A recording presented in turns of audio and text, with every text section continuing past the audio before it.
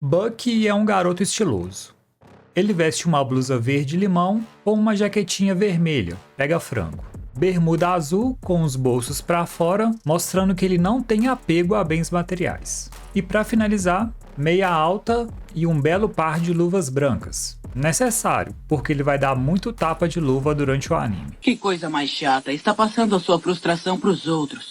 Enquanto alguns protagonistas de anime sonham em ser Hokage, Rei dos Piratas, ou encontrar o pai que foi comprar cigarro e nunca voltou, Bucky tem o sonho, ou melhor, a ambição de dominar o mundo.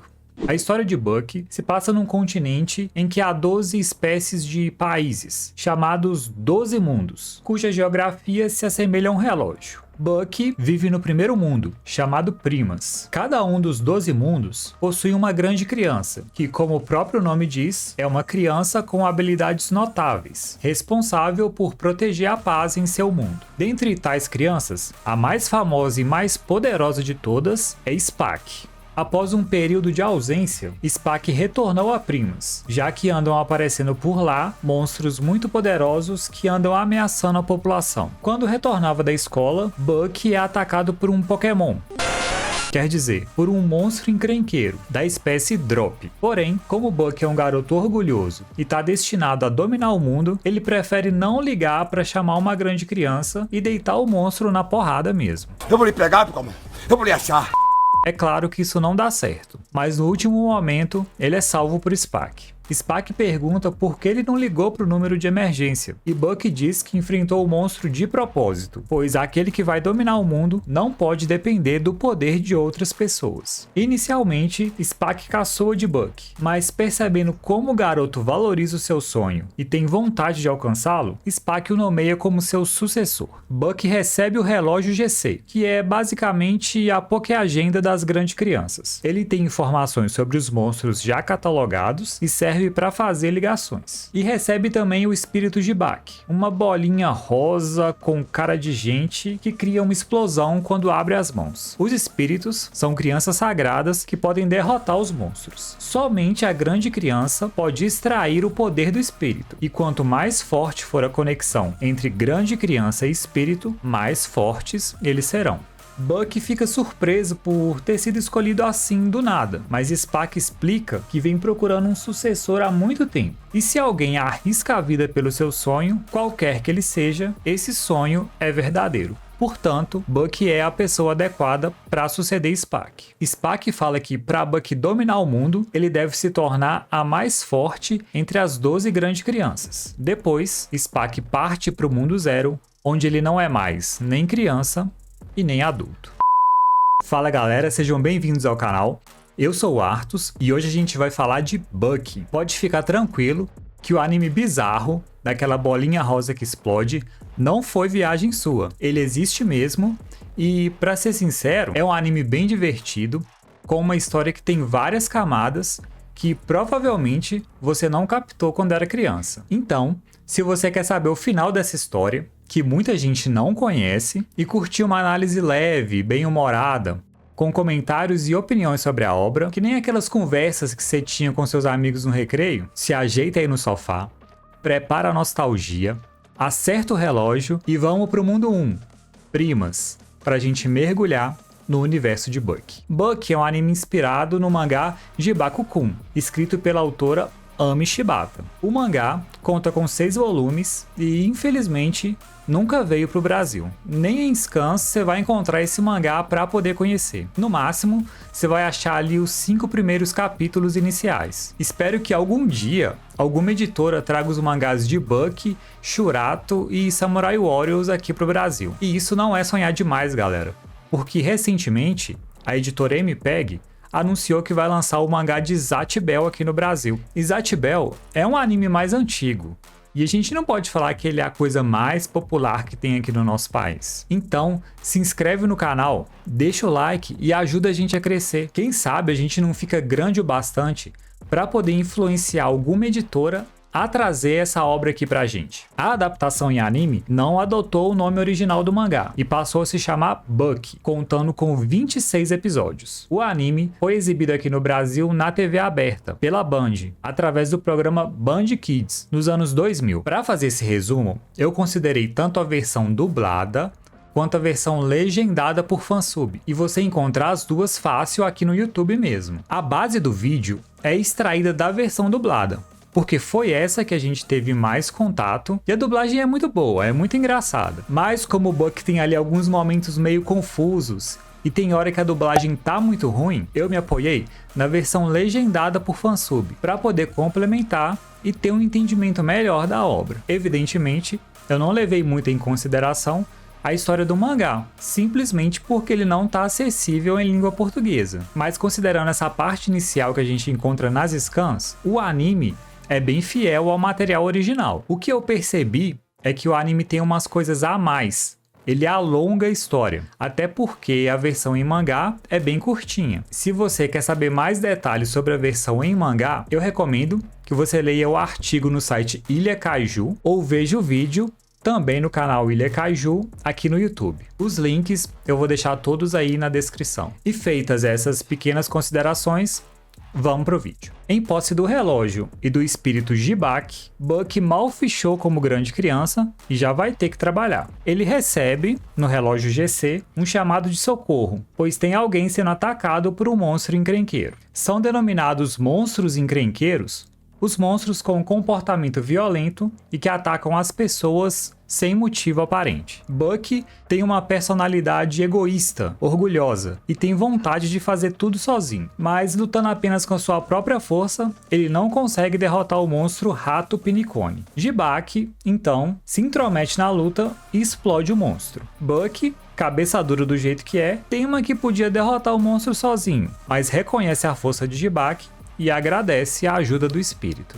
Bucky recebe um chamado de ajuda proveniente de uma área próxima à Vila dos Gatos. Chegando no local, ele encontra duas crianças fantasiadas de gato, que fizeram a ligação. Bucky vai ter várias dessas coisas estranhas. Nesse universo, existem as pessoas aparentemente comuns, os vários tipos de monstros, mas também seres antropomórficos e pessoas meio gente e meio bicho, que nem sempre a gente consegue diferenciar se são pessoas com fantasias de animais ou se são seres híbridos mesmo. As crianças dizem que estão sendo perseguidas pelo gato maluco. Surge então um gato bonitinho que o Bucky derrota só na bicuda. Na verdade, ele não é um monstro encrenqueiro, mas sim o monstro guia de Pink, a grande criança de Secandas, o segundo mundo, que tem o espírito chamado Bambi. Ela deseja lutar com o Bucky para ver se ele é realmente forte e digno de ser o sucessor de Spark. Inicialmente, Bucky não dá muita bola, mas Pink teleporta o seu espírito para perto dele, que explode bem na cara do garoto. Bucky fica encucado com a técnica de Pink e pergunta se aquilo foi um truque. Pink explica que aquele é o título dela e pergunta qual o título de Bucky. Mas Bucky acabou de virar grande criança. Ele tá custando completar um ensino médio no supletivo. Quem dirá ter um título? Ele nem sabe o que é isso. O título,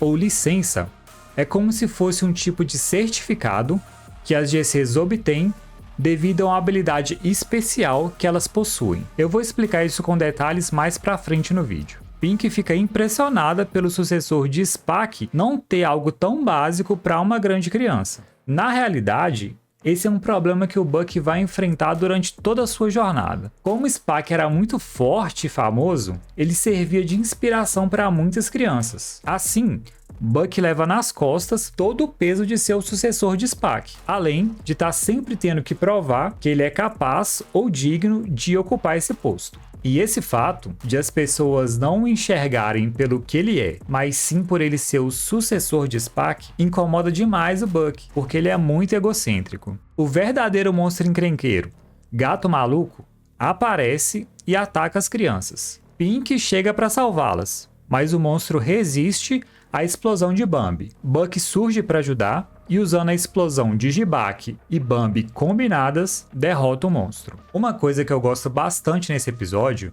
é ver como a relação entre Bucky e Jibak vai evoluindo. O Bucky fica chamando o espírito de esquisito e é muito comum a gente ver ele pisando ou então xingando o Jibak. No início do episódio, eles estão se lavando na beirada do rio, e o Jibak parece querer que o Buck limpe ele, e o Buck só pega ele todo frio e joga na água, e o Jibak acaba tendo que se limpar sozinho. Mas no fim do episódio, o próprio Buck já pega e dá um banho nele. Aos poucos, a casca de durão do Buck vai caindo, e ele demonstra mais carinho pelo espírito. Pink pede desculpas para Buck e admite que ela estava com ciúmes, por Spock tê-lo escolhido como sucessor. Ela sugere que eles virem parceiros, mas Buck já corta e manda real. Pink, você é a minha escrava. Acho que nós podemos fazer uma boa dupla.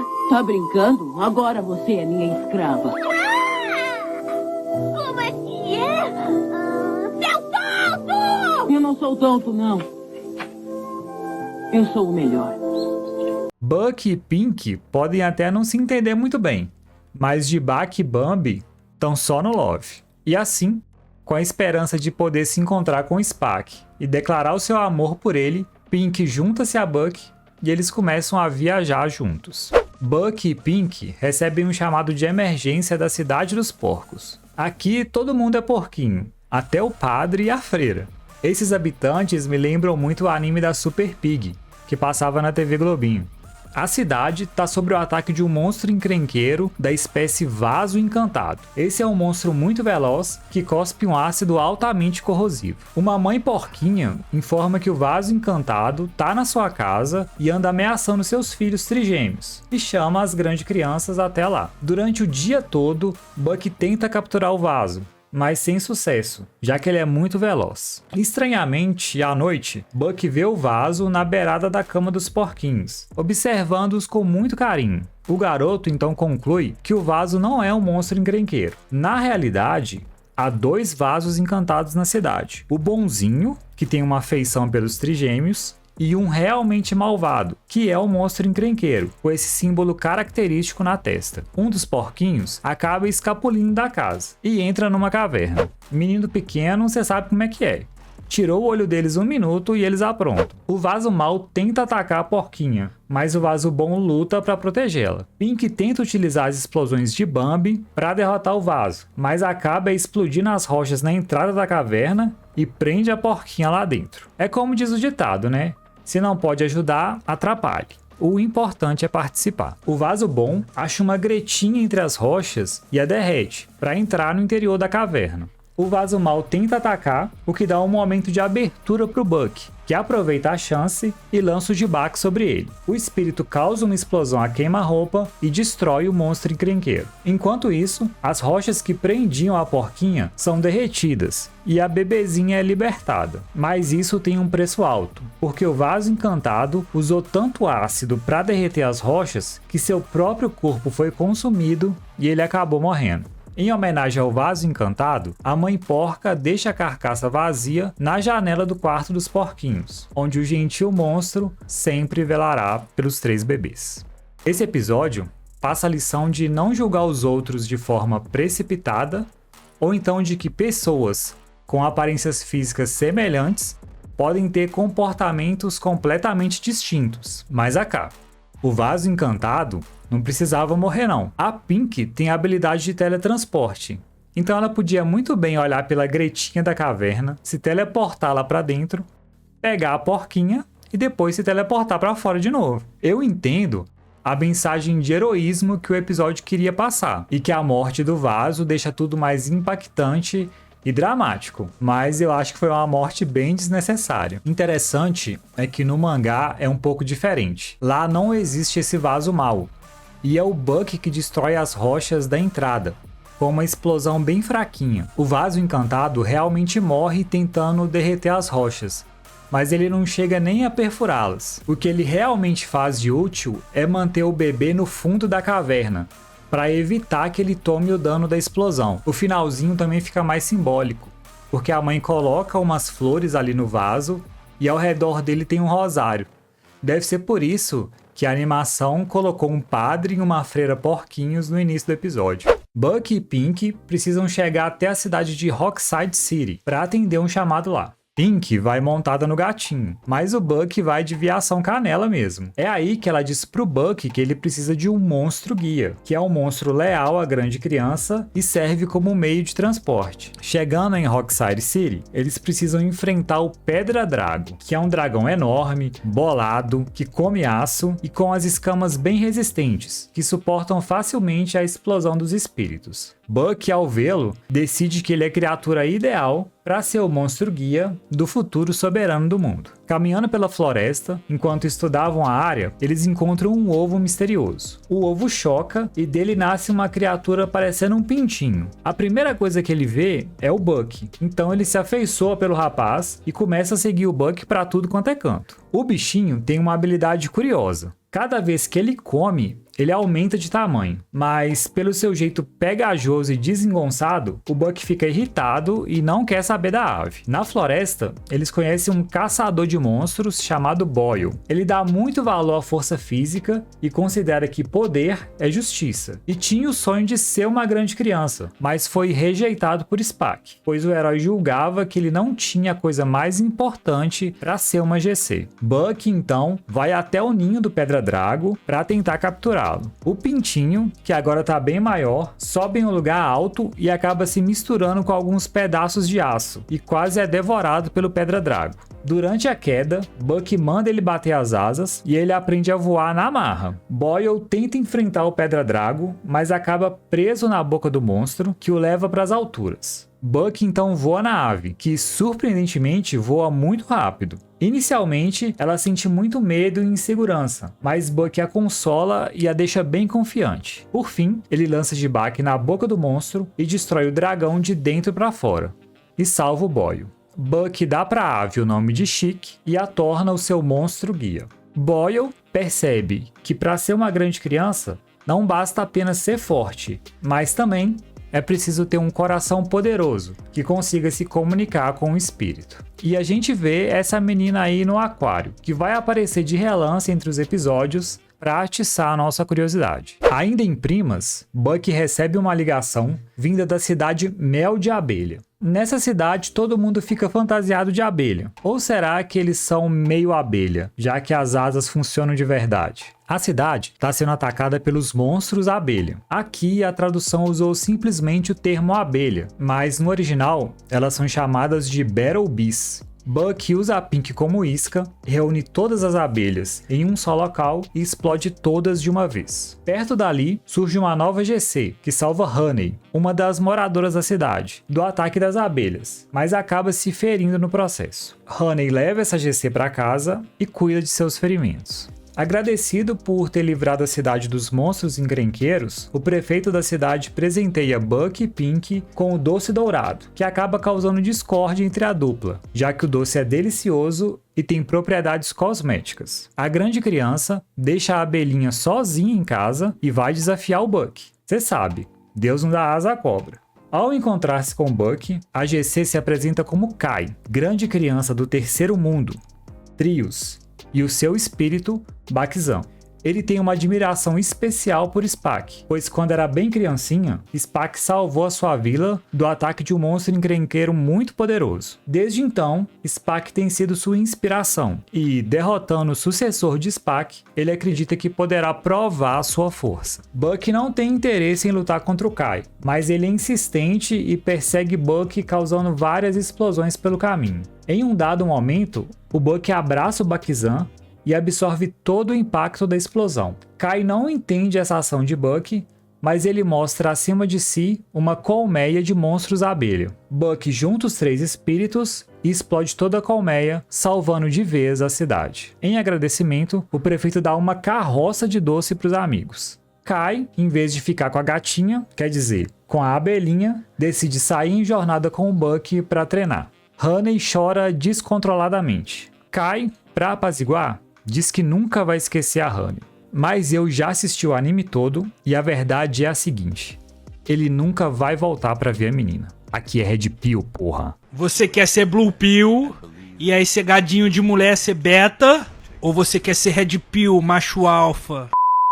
As grandes crianças possuem 2 habilidades que as tornam poderosas e as diferenciam umas das outras: o título e a técnica. Título, ou licença, é um registro que cada GC faz na Torre Pontiaguda, que é literalmente uma torre que fica no centro dos 12 mundos. Título é um conceito mais abrangente, que revela o estilo da grande criança. Já a técnica tem um conceito mais estrito. A técnica seria o golpe que a GC desenvolve junto com seu espírito, com base no seu título. Dando exemplos, fica mais fácil. Pink tem o título de Poderes Psíquicos, e a sua técnica é a Bomba Milagrosa da Bela Pink. Já o Kai tem o título de Artes Marciais, e a sua técnica é o Golpe do Dragão. Como regra, não é possível se tornar uma grande criança sem previamente já ter um título.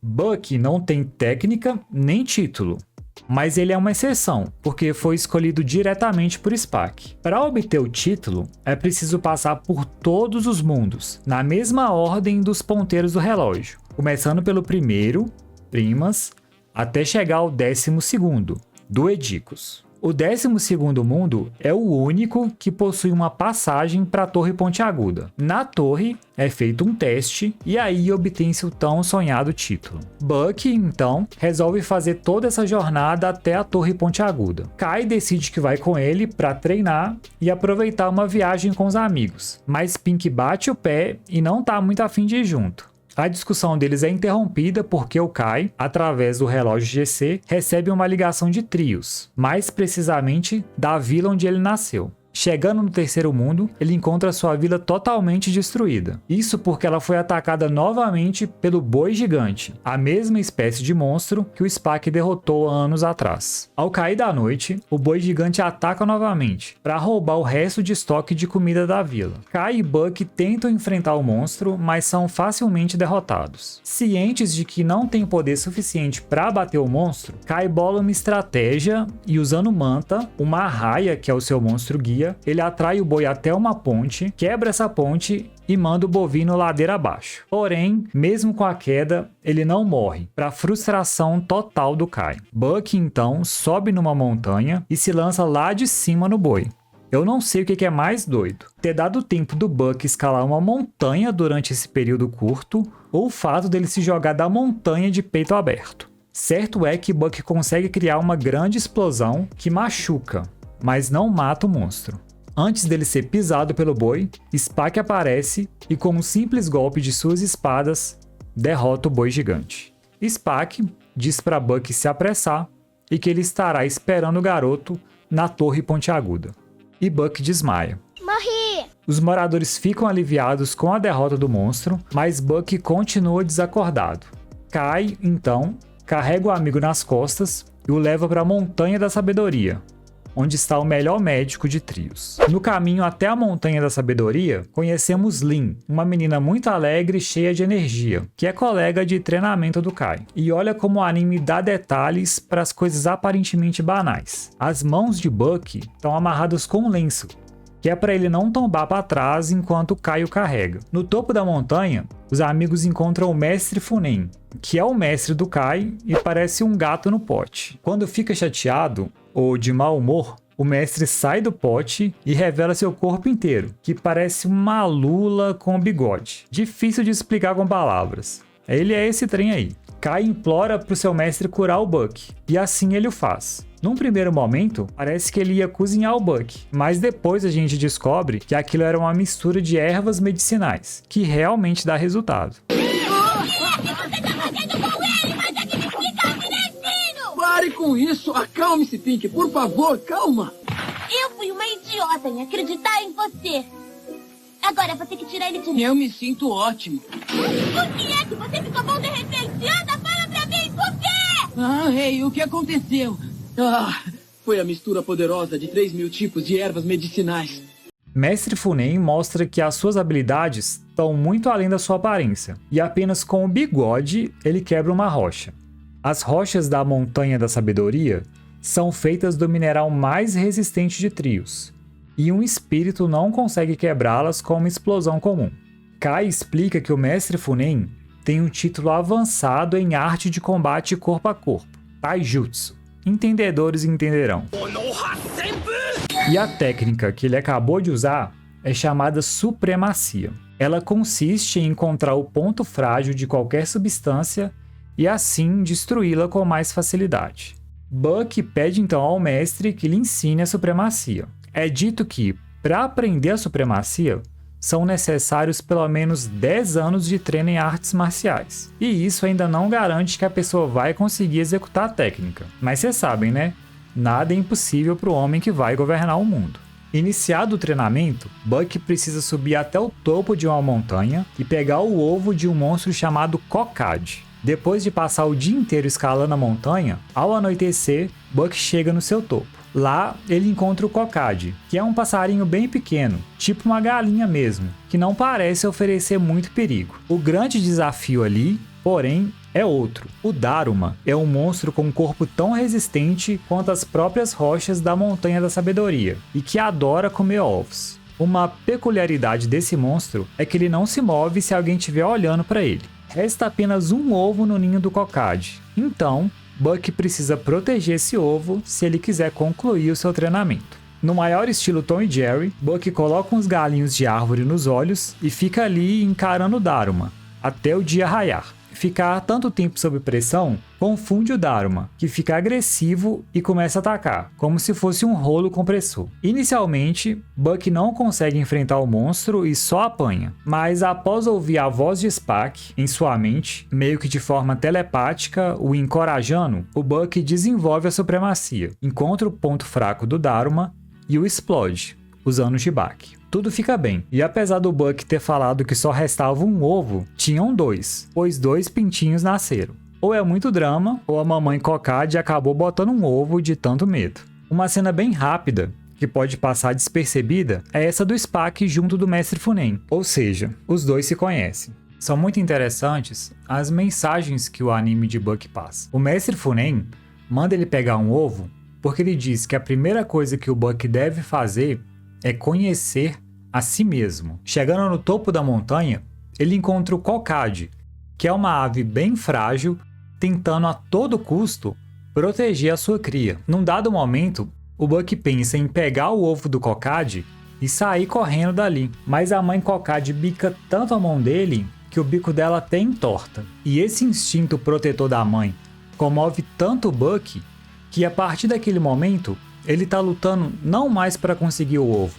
mas para proteger uma criatura mais fraca. Interessante pensar que se ele tivesse pegado aquele ovo e saído correndo, ele não ia ter desenvolvido a supremacia, mas ficar ali a noite inteira, concentrado, focado, encarando o Daruma, criou a situação propícia para ele poder aprender a técnica. Ou seja, fazer o bem para alguém que precisava retornou para ele um bem muito maior. É verdade. Tendo adquirido a técnica da supremacia, Buck e seus amigos continuam a sua jornada até a Torre Pontiaguda. Sua próxima parada é o Quarto Mundo, Tetras.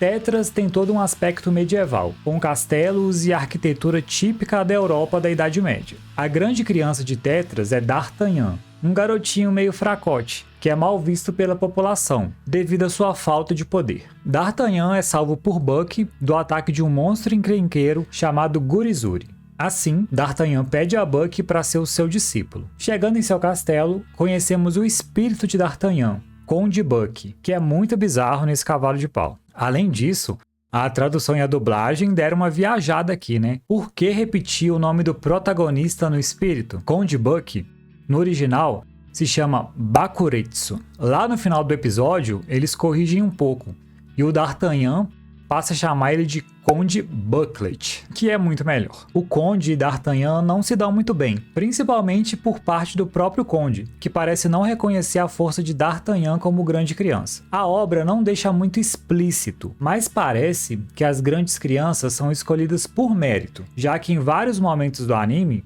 é dito que o sonho de toda criança é se tornar uma GC. Porém, em Tetras, o cargo de grande criança é passado de forma hereditária. D'Artagnan começa o seu treino, mas sem resultados muito positivos, já que os métodos de treinamento de Kai, Pink e Buck não são dos melhores. Porém, D'Artagnan é um ótimo esgrimista. O título da grande criança de Tetras é técnica com espada, então ele treinava essa modalidade desde muito pequeno com seu pai. Mas, infelizmente, o pai dele faleceu. O pai de D'Artagnan foi a GC mais forte de Tetras, muito habilidoso com a técnica da espada, e D'Artagnan queria ser tão bom quanto ele. Lembra que o D'Artagnan mora num castelo? Pois é, todo o castelo é mal assombrado, e aqui não ia ser diferente. É possível ouvir uns grunhidos no castelo, e eles vêm justamente de um fantasma de monstro encrenqueiro que o mordomo da família mantém no porão. Com a sua técnica especial, a bomba milagrosa da Bela Pink, Pink revela a verdadeira forma do monstro e se apresenta como um cavaleiro que empunha a espada e tem os mesmos movimentos do pai do D'Artagnan. D'Artagnan reluta em enfrentar o cavaleiro, pois ele tem aquele jeito chum de ser, gentil, chorinho, muita conversa e pouco soco. A falta de atitude dele acaba tendo efeitos negativos. Ao ser atacado pelo cavaleiro, D'Artagnan não reage e o mordomo entra na frente para protegê-lo e acaba muito ferido. Depois de tancar um socão e um discurso motivacional do Buck, D'Artagnan acorda para a vida e, para honrar a memória do seu pai e o sacrifício do mordomo, ele enfrenta o cavaleiro e consegue desarmá-lo. Empunhando a espada do seu falecido pai, Conde resolve ajudá-lo e juntos, D'Artagnan e seu espírito explodem o cavaleiro. Após a explosão, é revelada a verdadeira forma do monstro, que era um Rokuri, que estava possuído pelo espírito do pai do D'Artagnan. Na verdade, o espírito do pai estava preso ao mundo material porque ele tinha vontade de dar um abraço no filho, coisa que ele nunca tinha feito em vida. Assim, com o D'Artagnan agora confiante, elegantemente vestido e capaz de proteger o seu mundo dos monstros encrenqueiros, os amigos seguem jornada. Nesse episódio, eu acho bem legal a forma como é explorada a relação entre D'Artagnan e o seu pai. É falado que o pai dele era muito rigoroso nos treinos, mas ele não era um pai carrasco, um pai violento. Ele queria o bem do filho, queria que ele fosse forte para poder assumir no futuro o cargo de grande criança. Com a morte do pai, não é explicado por que ele morreu ou como ele morreu, o D'Artagnan acaba ficando ali meio travado. Ele não acredita que ele é forte o bastante. E com isso, ele não consegue ser útil à população do seu mundo e nem tem o respeito do próprio espírito. Então, lutar contra o fantasma do pai e derrotá-lo faz com que D'Artagnan se liberte e que o poder dele realmente aflore, porque ele já era forte. Ele só não conseguia acreditar em si mesmo. Parece que de alguma forma ele precisava de alguma aceitação por parte do seu pai. É legal também a atitude do pai dele, que queria abraçá-lo, demonstrar carinho. O pai de D'Artagnan o amava, se preocupava com ele, mas não mostrava isso de forma afetuosa. É dito que o pai nunca deu um sorriso para o próprio filho. Isso mostra que a gente precisa demonstrar, de forma bem óbvia, com gestos de carinho, o quanto a gente ama as pessoas que estão próximas a nós. Uma curiosidade é o monstro que estava possuído pelo espírito do pai do D'Artagnan. Ele passa bem rápido na tela, mas dá para ver que ele tem a forma de uma raposa. Isso faz referência ao mito shintoísta das kitsunes, ou kitsunes, raposas mágicas que têm, entre outras, a habilidade de assumir a forma humana. À medida que a kitsune vai envelhecendo, ela ganha novos poderes e desenvolve novas caudas. O último estágio seria alcançar 9 caudas, se transformando numa Kyuubi, que a gente conhece e tá aí em todo lugar. Naruto, Pokémon, Digimon, Inuyasha e etc. Os amigos rumam em direção a Pentas, mas tem que dar uma parada no meio do caminho, porque o Buck precisa ir no banheiro. Chegando numa cidade ainda nos limites de Tetras, eles encontram um monstro encrenqueiro chamado Grande Polvo, que está bloqueando uma ponte. Surge uma grande criança de nome Might, com seu espírito Nitro, e diz que é o sucessor de Spaak. No entanto, ele é um belo de um charlatão, pois solicita pagamento adiantado para derrotar o monstro, mas some com dinheiro depois. Buck e seus amigos conseguem desmascarar Might e, após algumas tentativas frustradas, derrotam o Grande Polvo e a vida na cidade volta ao normal. Esse é o episódio número 9 de Buck e ele é claramente um episódio filler, mas apesar disso, é um episódio muito engraçado. É dele que saiu essa pérola aí. Está tentando sufocá-lo com fumaça. Mas não está dando certo. É, isso é verdade. Ah, quer dizer que não consegue respirar, não é? Então agora ele vai pular do mar.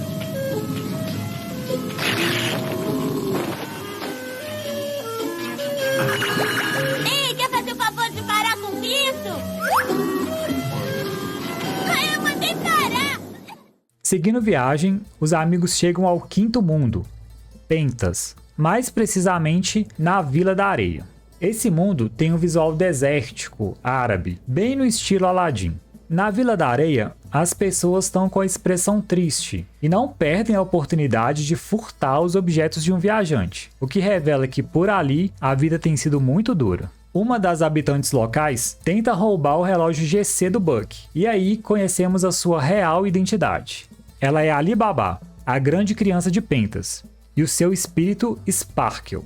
Ela tem um corpão 100% fitness e a cintura mais fina que a da Thalia.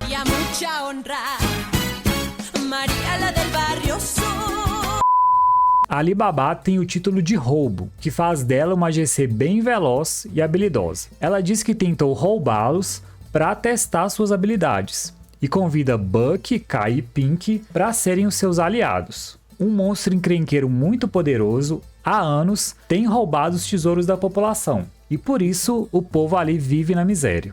Os quatro partem para derrotar o monstro e ao anoitecer chegam no seu palácio. À entrada do palácio, como no conto 1001 Noites, Ali Baba profere as palavras mágicas para abrir o portão. Buck desconfia disso, mas não há tempo de fugir da armadilha que Ali Baba havia preparado para os amigos. Ela captura os três e oferece seus espíritos ao monstro tartaruga. A tradução e a dublagem brasileira resolveram usar o termo monstro tartaruga, mas como esse é um monstro relevante, com características especiais, só dessa vez eu vou chamá-lo pelo nome original, que é Kamemondo. Kame significa tartaruga.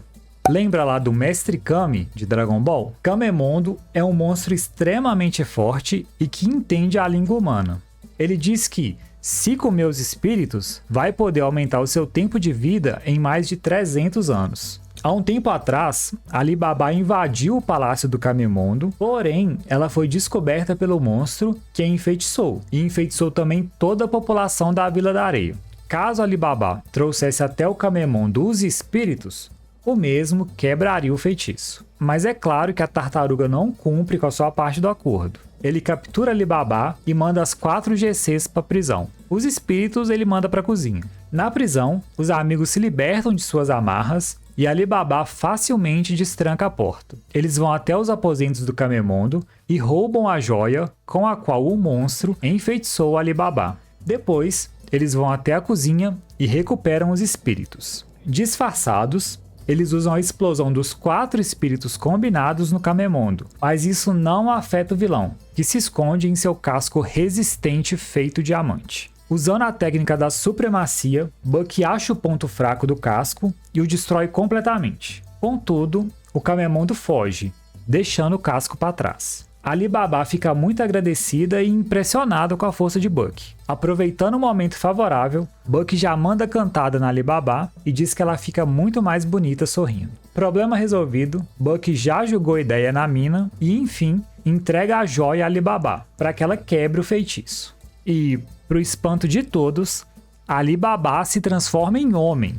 O feitiço lançado sobre ela, ou melhor, sobre ele, era a troca de sexo. Ainda assim, Ali Baba mostra muito interesse em Buck.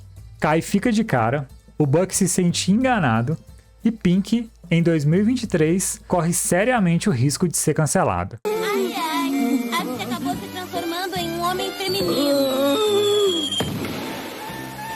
Por acaso gostou dela? Ainda em Pentas, na cidade de Arco-Íris, a rainha Clincher é atacada por um monstro encrenqueiro, que tenta raptá-la. Ali Baba chega para ajudar, mas na realidade não ajuda nada, porque agora ela, quer dizer, ele, é um estereótipo gay e não pode lutar porque isso quebra a unha. Quem realmente salva a rainha não é Ali Baba, nem os vários guardas ali, mas sim o cão girafa, esse bicho esquisito aí. Mas ele não sai ileso do confronto. Ali Baba entra em contato com Buck e os amigos vão até o palácio da rainha. Lá, a rainha pede que eles a protejam do monstro. Coincidentemente, o monstro aparece nesse exato momento e tenta pegar a rainha, mas Buck e Kai o derrotam e o afugentam. Buck fica com a impressão de que já viu aquele monstro em algum lugar. Monstro extremamente inteligente esse, né? Em vez de atacar a rainha de noite, quando ela tá sozinha, quando os guardas estão mais relaxados, não. Ele ataca ele ali no meio de todo mundo com 4 GCs presentes. Ou ele é muito ousado ou é muito cabaço. Você é burro, cara, que loucura. A rainha fica muito agradecida e como ela gosta de homens másculos, ela pega Buck e Kai para comemorar, mas expulsa Pink e Alibaba do palácio. A noite cai e Alibaba volta a ter corpo e personalidade femininos. Ela e Pink percebem que o monstro está se dirigindo para o palácio e vão lá conferir. O grupo de GC se reúne novamente e eles são atacados pelo monstro encrenqueiro, que quer raptar a princesa novamente. Alibaba luta com o monstro, o fere gravemente e revela que ele é o Camemondo. Porém, antes de lançar o golpe final, a rainha entra na frente e protege o Camemondo. A rainha tem grande afeição por monstros e deseja ser veterinária. Há dias atrás, ela encontrou um monstro muito machucado e tratou das suas feridas, mas tal monstro, acuado, fugiu sem dizer nada. Esse monstro era o próprio Camemondo, ferido da primeira batalha que ele teve com Buck. Tocado pelos cuidados da rainha, o Camemondo desenvolveu sentimentos amorosos por ela, até porque ninguém nunca a viu tratado com tanta gentileza. A princesa retribui o sentimento do Camemondo e os dois ficam juntos. Assim, os amigos deixam Pentas e continuam a sua jornada. No universo de Buck, existem vários tipos de monstros.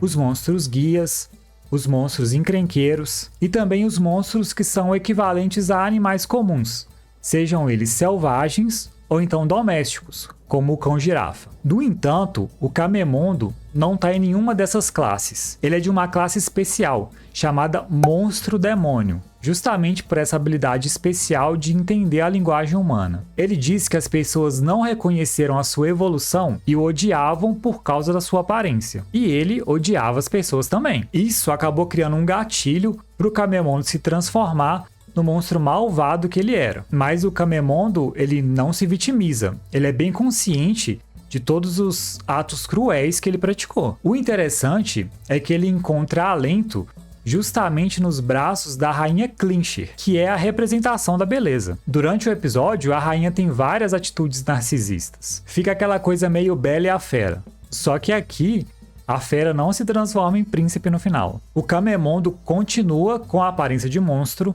só que agora ele tem uma pessoa que o aceita e o apoia. Paralelamente ao Camemondo, que não é monstro nem gente, mas de forma paradoxal é monstro e é gente ao mesmo tempo, temos a Alibaba, que está no corpo de homem durante o dia e de mulher durante a noite. Primeiro, eu achei essa história um pouco furada, porque a Alibaba diz que ela e a população foram enfeitiçados pelo Camemondo. Mas o anime parece que esquece disso. Porque qual que é o feitiço que caiu sobre a população? Qual que é o efeito dessa mágica? Não é mostrado. Acaba que a atenção fica só na Alibaba mesmo. Depois, o feitiço não ser desfeito depois da quebra da joia, eu achei meio desnecessário. Por que não resolveram o problema da Alibaba ali mesmo? Acho que não faz sentido ela ainda tá sobre o efeito do encantamento do Camemondo, já que agora ele é um personagem bom. Por fim, eu gosto muito do desfecho desse episódio. Primeiro, é feita uma piadinha que provavelmente ia ser motivo de cancelamento hoje. Olha só.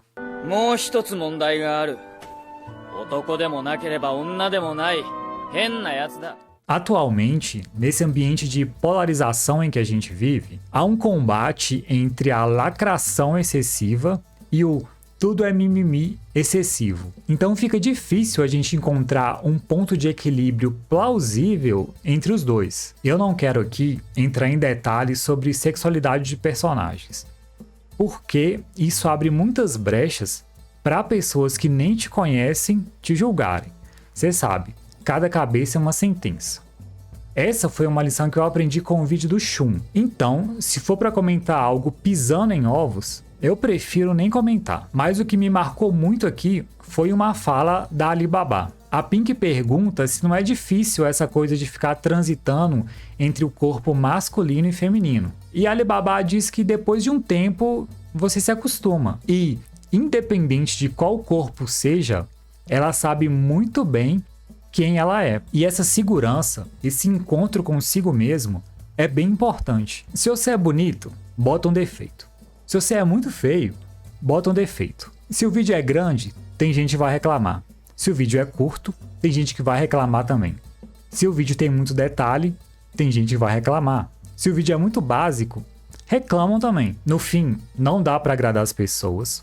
O mundo não se importa nem um pouco com seus problemas e é você que tem que resolver os seus próprios BOs. Mas a gente tem que admitir que se no caminho tiverem pessoas para nos ajudar, que nem o Camemondo e a Rainha Clincher, fica tudo mais fácil. Eu não sei, o feitiço do monstro tartaruga ainda está em mim. Faz eu ser mulher de dia e homem durante a noite. Credo, isso é bem esquisito. Não depois que se acostuma. Isso não importa, homem ou mulher. Eu sei quem eu sou. Enquanto batalhavam com o monstro da espécie Cocorde, Buck, Kai e Pink acabam se separando dos seus espíritos. Jibak, Bakzan e Bambi acabam chegando numa pousada. A dona da pousada, Millie, tinha o sonho de ser uma grande criança, mas infelizmente não conseguiu realizar. No fim das contas, Millie, usando os espíritos, consegue lutar com os Cocorde e tem um gostinho do que é ser uma grande criança. Os espíritos se reencontram com Buck e os outros, eles tomam um banho, pagam a pousada no arroba e, market feito, seguem viagem. A caminho de Exas, Pink recebe uma chamada de emergência de Secandas, o seu mundo. Ela fica meio com a pulga atrás da orelha, porque Secandas geralmente não apresenta problemas, é um lugar muito pacífico. Mas o que está acontecendo por lá, a gente vai descobrir na parte 2 desse resumo. Nessa primeira parte de Buck, eu abordei os episódios de 1 a 12. Aqui, a gente foi apresentado ao universo do anime e o Buck teve seus primeiros contatos com as outras grandes crianças. O primeiro passo para gostar de Buck é se identificar com a sua arte. Buck tem esse jeitão meio bizarro, os personagens têm um narigão, tem uns risquinhos embaixo dos olhos. Os espíritos então nem se fala. Onde que essa autora tava com a cabeça para criar uns bichos tão esquisitos assim? Mas eu acho que todo esse conjunto de bizarrices formam a identidade do anime. É isso. Buck é um anime único, com identidade. Você não conhece nada que tenha o estilo de Buck. Ele é um anime muito original. Quanto à história do anime, eu acho interessante. Primeiro, que o protagonista não tem um objetivo nada nobre. Ele quer dominar o mundo. Nos primeiros 12 episódios, a jornada é simples e o objetivo é claro. O Buck tem que ir passando pelos 12 mundos para chegar na Torre Pontiaguda e conseguir o seu título. No entanto, cada episódio tem ali a sua lição de vida. Algumas mais simples, outras mais elaboradas, que provavelmente você não percebe quando é criança, mas reassistindo adulto, tudo fica mais claro. Durante o resumo, eu já fui pautando as minhas impressões, então eu não vou repetir elas aqui de novo. Mas, e o humor de Buck, hein? Eu acho muito bom. O Buck tá ali com aquele jeitão sério, sempre falando o que pensa, com um humor meio ácido e às vezes até politicamente incorreto. E os espíritos têm essa função de ser um alívio cômico. A todo momento, eles estão fazendo ali alguma coisa engraçada ou meio estranha. Mas eu vou te falar, pra mim, o mais engraçado de todos é a Pink. A Pink parece que é a pessoa mais normal que tá perdida ali em todo o nonsense da obra. Sem falar que a dublagem dela é muito boa. A dubladora Raquel Marim tá de parabéns, porque ela mandou bem demais aqui. Nossa, ele conseguiu fazer isso com o bigode! Vocês têm que me ajudar. Não! Nós podíamos ir, Pink. Eu não quero ir! É uma técnica super secreta! A bomba milagrosa da Bela Pink! Pelo que eu estou vendo, isso não deve valer nada. É claro que o humor de Buck não é aquela coisa de dar gargalhada a todo tempo. Eu acho bem efetivo, te diverte e em poucos momentos ele realmente erra o time. Mas a coisa que eu acho mais memorável em Buck é a abertura. A abertura é muito boa. Eu assisti todos os episódios sem pular a abertura. Ela é muito empolgante, tem a letra bonita. No início do episódio eu vi a abertura, cantava junto e essa música é muito gostosa. Plano misterioso, agarro o sonho e vou, eu vou procurar, sigo em frente, é meu destino, não importa o lugar, coragem eu terei. Mas nem tudo são flores. Um defeito que me incomoda um pouco é a velocidade de aprendizagem do Buck. Não é mostrado o passado do Buck, mas aparentemente ele não era uma pessoa que treinava para ser uma GC. Então eu não posso supor que ele já tinha ali um corpo preparado, em forma, para enfrentar os desafios. Eu acho que ele meio que vence a Pink e o Kai de uma forma muito fácil, se você levar em consideração que o Kai e a Pink já eram GCs formadas. Também acho que ele aprende a supremacia fácil demais. Esses aspectos assim, eu acredito que ficou um pouco exagerado. Mas eu entendo também que o anime não é muito longo, então não dá pra ficar fazendo um arco de treinamento enorme pro Buck. No mangá, as coisas são mais coerentes, porque depois dele receber o Jibaki, do SPAC, ele fica ali mais ou menos 1 ano atuando como grande criança, até ele sair para sua jornada. Mas o anime te dá a impressão que, assim que ele recebe o Jibaki, ele já sai viajando. Outra coisa que eu acho que podia melhorar nesses primeiros episódios é a posição geográfica dos personagens nos 12 mundos. Os primeiros episódios se passam todos em primas. A Pink sai de secandas e vai para primas.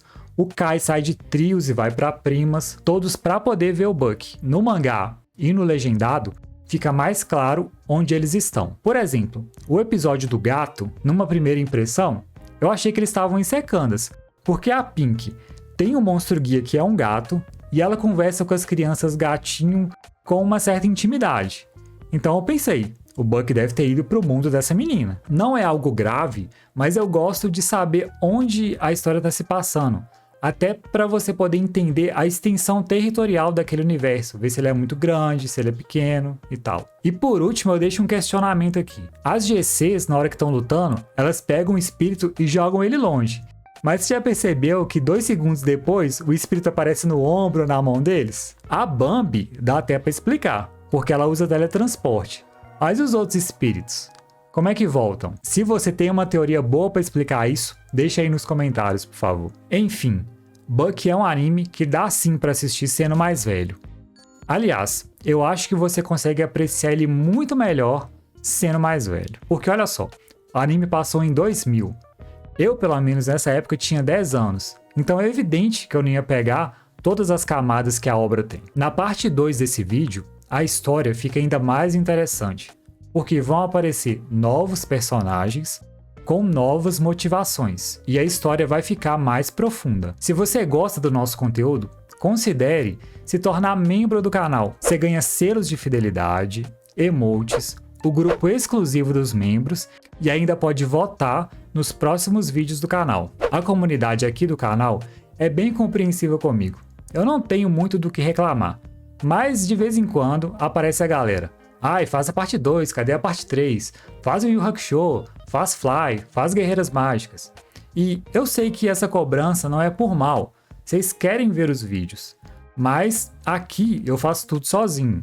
Eu não tô reclamando, nem tô chorando, eu faço isso com muito prazer.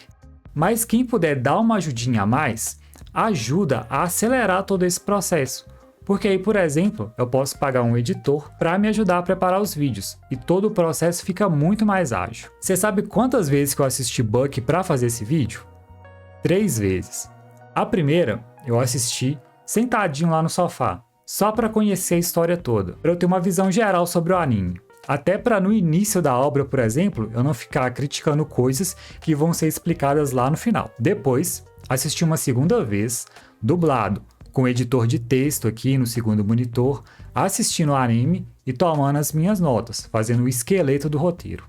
E depois, ainda assisti uma terceira vez, legendado, agora sim finalizando o texto, deixando ele mais ou menos da forma que vocês ouvem aqui, o roteiro final. Todo esse trabalho porque eu quero criar um vídeo bom sobre Buck, porque eu gosto da obra e tem muita gente que gosta.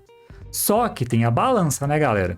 Quanto mais elaborado, mais qualidade tiver o vídeo, mais demorado é para fazer.